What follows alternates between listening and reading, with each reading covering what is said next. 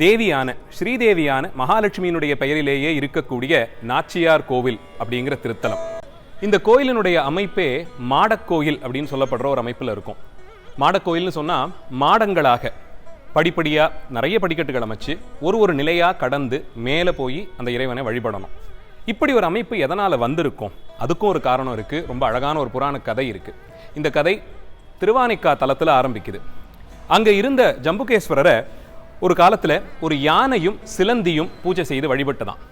சிலந்தியால் முடிஞ்சது அந்த சிவலிங்கத்துக்கு மேலே ஒரு விதானம் மாதிரி ஒரு பந்தல் போட்டு தன்னுடைய வலையை பின்னி வைக்கும்.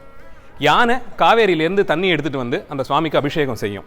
இப்படி தினம் சிலந்தி ஒரு வலை பின்னவும் யானை வந்து தண்ணியை சுவாமி மேலே அபிஷேகம் பண்ணி அந்த வலையை கலைக்கவுமா இப்படியே ரொம்ப நாள் போயிட்டு இருந்தது. சிலந்திக்கு தினம் கோபம் வரும், யார் அது நம்ம இவ்வளவு கஷ்டப்பட்டு செஞ்ச அந்த பந்தலை இப்படி கலைச்சிட்டு போகிறாங்கன்னு. வந்த கோபத்தில் ஒரு நாள் யானையினுடைய துதிக்கைக்குள்ளே போய் அதை கடிச்சிருக்கு. யானையும் வலி தாங்க முடியாமல் தரையிலேயே தன் துதிக்கையை அடித்து சிலந்தியும் இறந்து யானையும் இறந்து போனது. சிலந்திக்கு அடுத்த ஒரு பிறவியை கொடுக்குறார் இறைவன், யானைக்கு மோட்சத்தை கொடுத்துட்றார். அந்த சிலந்தி தான் ஒரு 4-5ஆம் நூற்றாண்டில் வாழ்ந்த கோச்செங்கோட் சோழன் அப்படின்னு சொல்கிற சோழ மன்னராக பிறந்தார் என்கிறது புராணம். முற்பிறவி வாசனை, யானைகளை பார்த்தா அவருக்கு கோபம் வந்துடும். யானை ஏறி சுவாமி தரிசனம் செய்ய முடியாத கோயில்கள் கட்டணும்னு ஆசைப்பட்டார். படிக்கட்டில் யானை ஏற முடியாது இல்லையா, அதனால் காவேரிக்கு 2 கரைகள்லையும் நிறைய கோயில் கட்டினார். மாடக்கோயிலா பூமியிலிருந்து ஒரு 20 அடி 30 அடி உயரத்தில் படிக்கட்டுகள் அமைச்சு யானை செல்ல முடியாத கோவில்களாக கட்டுறார்.